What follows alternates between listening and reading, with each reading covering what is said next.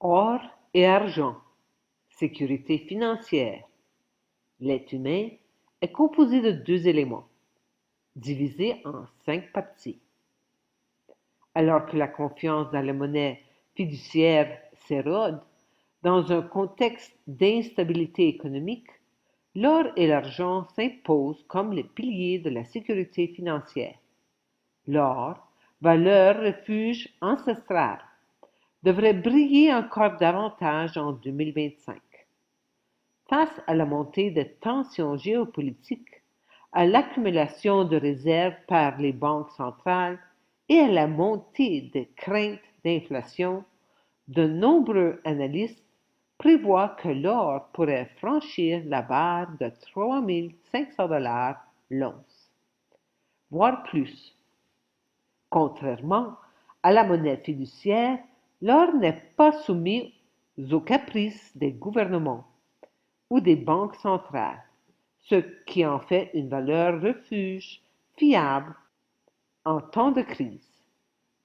L'argent se prépare à potentiellement dépasser l'or en termes de gains en pourcentage.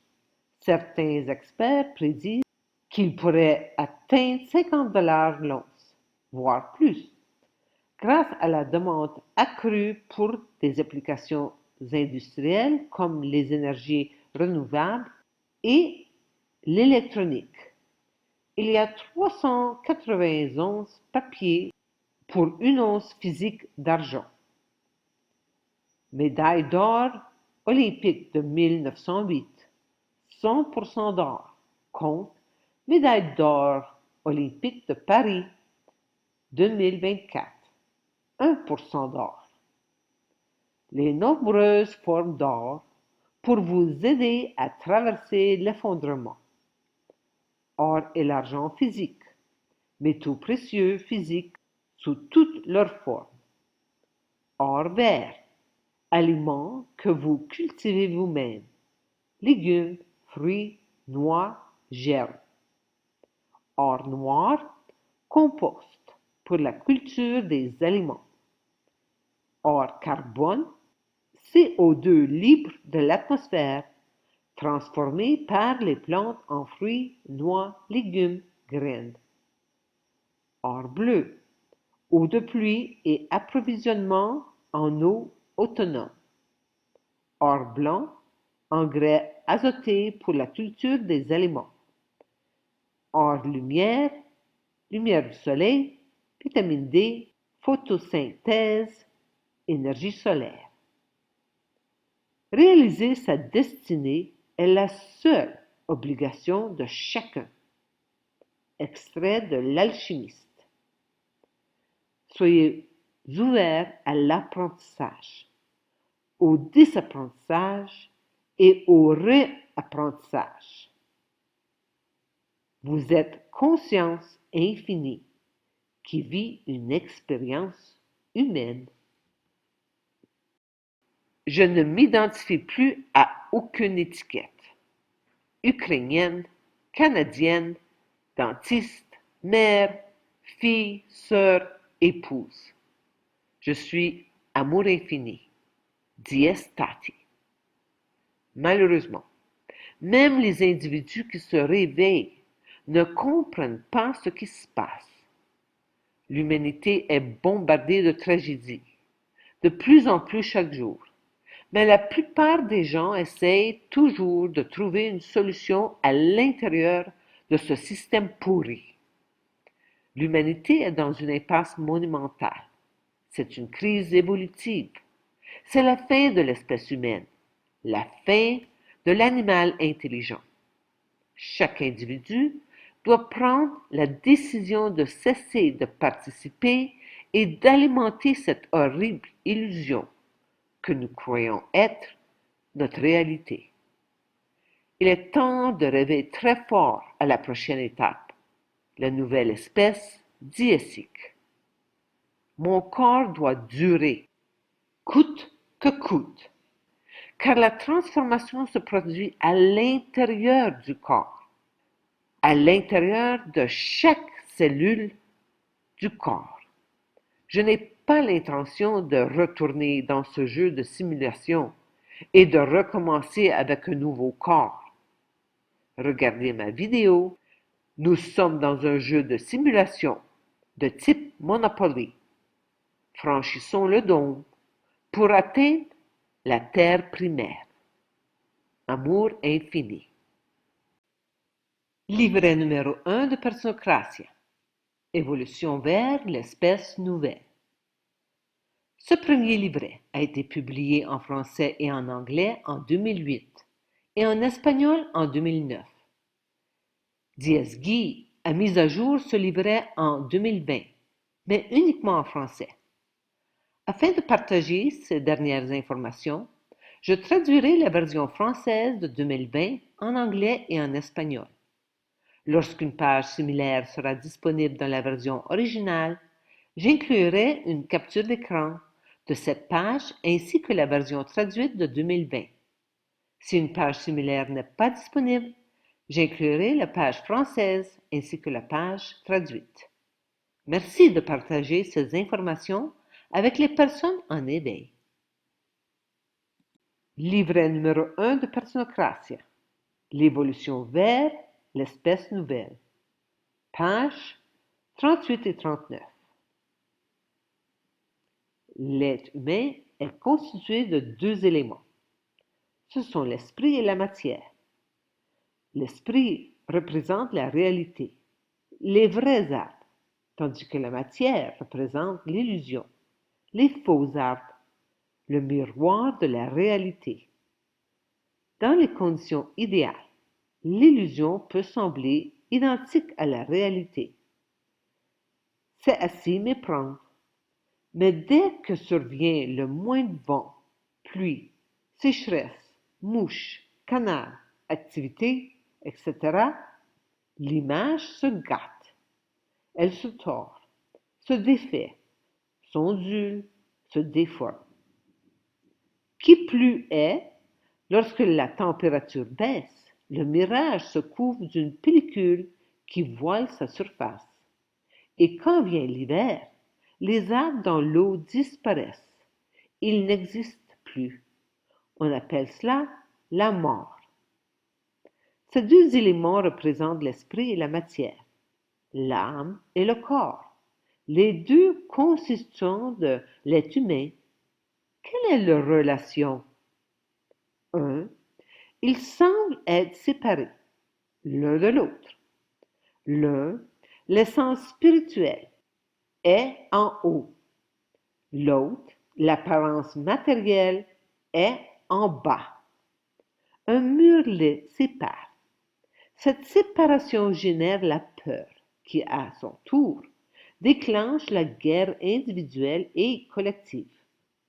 C'est ici que prend naissance la dualité du bien et du mal, de l'autorité et de l'obéissance, etc. Peut-on trouver une solution à cette situation catastrophique? Oui, en unifiant esprit et la matière. Comment? En faisant un avec deux. On a tenté de le faire par exclusion de l'un des deux. L'élimination de la matière en Orient, le spiritualisme, et l'éviction de l'esprit en Occident, le matérialisme. Mais la guerre continue. Et si on fait l'unité par inclusion? Le mot individualité le dit. Deux indivisibles. En réalité, le monde est fait d'une seule substance, dies, non pas deux, une bonne et une mauvaise. La séparation de l'esprit et de la matière est une illusion d'optique. 2. Ils sont certes différents, l'un de l'autre. L'esprit est intérieur, parfait, immuable, immortel, invisible. La matière est extérieure, imparfaite, changeante, mortelle, visible. La différenciation varie avec le niveau de conscience. Elle permet la diversité. 3. Ils s'agencent dans un ordre précis. La préséance de l'esprit sur la matière assure la vie, l'harmonie et l'immortalité. Pas d'esprit, pas de matière. Pas d'âme, pas de corps. C'est la mort. Le fonctionnement inverse, celui qui donne priorité ou exclusivité à la matière, génère le désordre, la disharmonie, la maladie et la mort.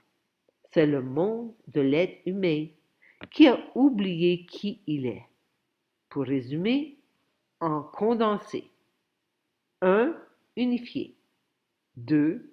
Différencier. 3. Prioriser l'esprit. Et il se divise en 5 parties. L'élément esprit comprend 2 parties, l'esprit et l'âme. L'élément matière comporte 3 parties, le corps mental, le corps vital et le corps physique. Utilisons la main pour les faire connaître et pour comprendre le rôle réciproque. 1. Le pouce symbolise l'esprit. Il est indispensable au fonctionnement de tous les autres doigts. 2. L'index correspond à l'âme. Il est le complice de l'esprit. Ensemble, ils forment la pince, la clé de voûte de la création et de la gouvernance. 3. Le majeur personnifie le corps mental, celui des pensées. 4. L'annulaire désigne le corps vital, celui des désirs. 5. L'auriculaire représente le corps physique, celui des habitudes. La démarche personnacratique a pour but d'établir le règne du pouce sur la main.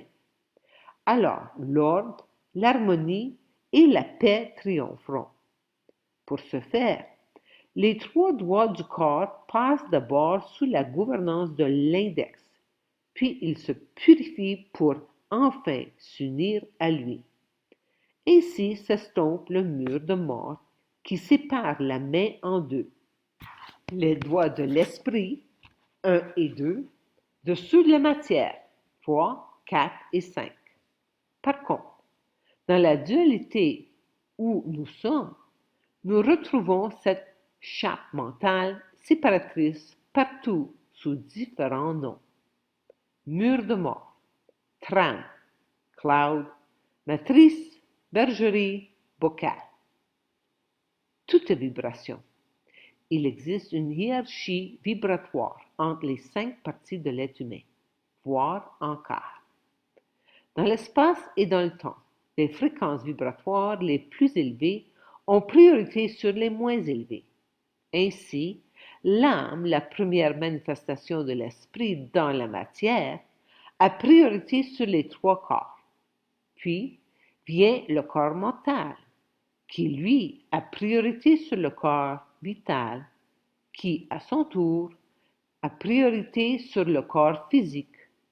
Ce dernier est le souffre-douleur dans ce tyran vital et mental. Quant à l'esprit, c'est autre chose. Il fait la différenciation, mais sans division. Il est hors espace et hors temps. Créateur et créature, un et tout à la fois. Il est l'unique substance, l'unique corps du monde.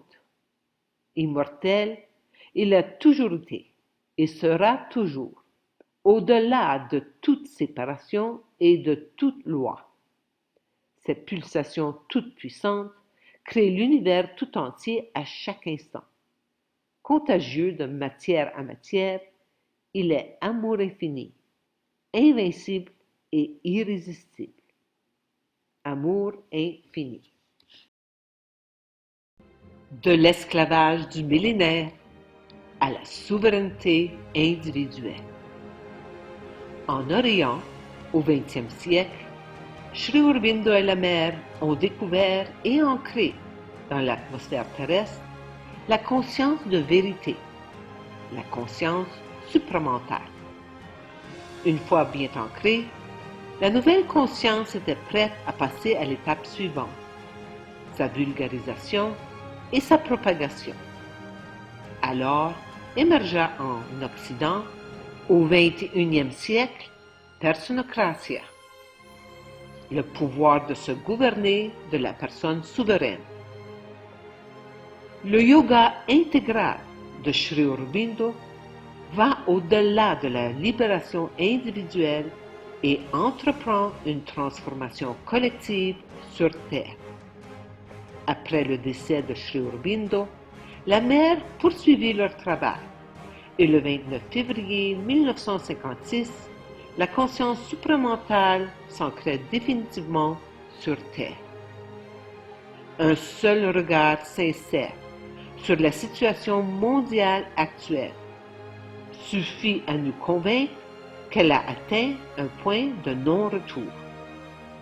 L'humanité se dirige vers une impasse monumentale. Cessons de répéter de vieux modes de fonctionnement inefficaces et souffrants. Le moment est venu de rêver très fort à la prochaine étape. Personocratia poursuit la diffusion de la conscience de vérité en Occident. L'unité substantielle remplace la séparation gourou-disciple. À nous toutes de propager la contagion de l'amour. Je suis hors du jeu.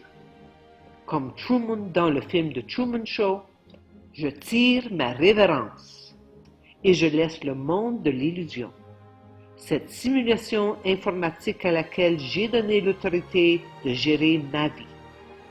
Je sors du théâtre, où j'ai joué maintes et maintes fois les rôles de disciple, fille, parent, dentiste, entrepreneur, citoyen. Aujourd'hui, je me consacre pleinement et sans limite à diffuser la souveraineté individuelle, la conscience de vérité que j'éprouve depuis 22 ans. Amour infini.